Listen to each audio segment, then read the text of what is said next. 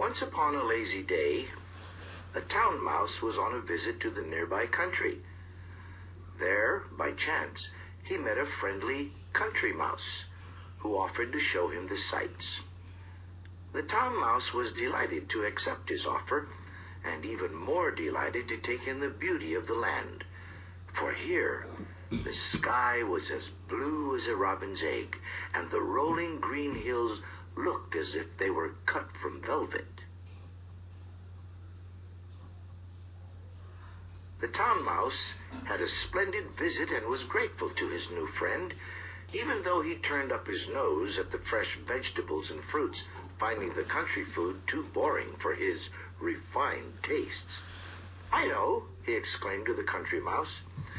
"It would be an honor to have you accompany me back to my town as my guest." The country mouse agreed, and they set off at once.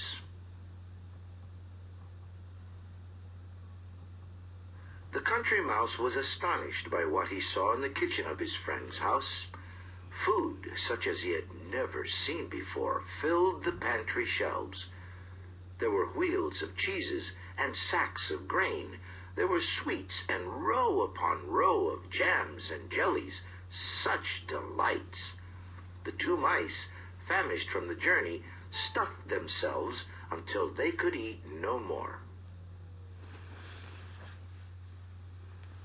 The simple mouse from the country was in awe of the town mouse, thinking he had such a wonderful life. The town mouse was in his glory, enjoying the last crumb of his meal, when they were startled by loud footsteps. The two scurried out of the way, barely escaping being discovered by the homeowner. He noticed immediately the mess, and was so angry that the mice had invaded his kitchen, he went off to find the cat.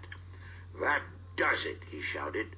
"I'll take care of these mice once and for all." The country mouse had never heard such hard words spoken. He was used to his quiet and safe life in the country. Now he was terrified and could not think of what to do next. Should he try to hide in the pantry or escape through the crack in the door?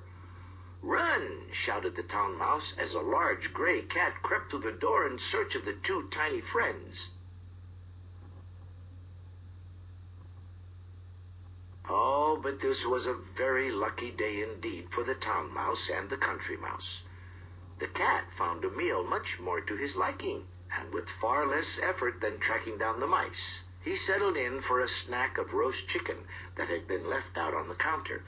"Tomorrow will be soon enough for those little pests," the cat thought smugly. Well, the country mouse was not about to wait around to see what trouble the next day would bring. That cat was enough to give him the shivers. He bid farewell to his friend the town mouse and scurried all the way home.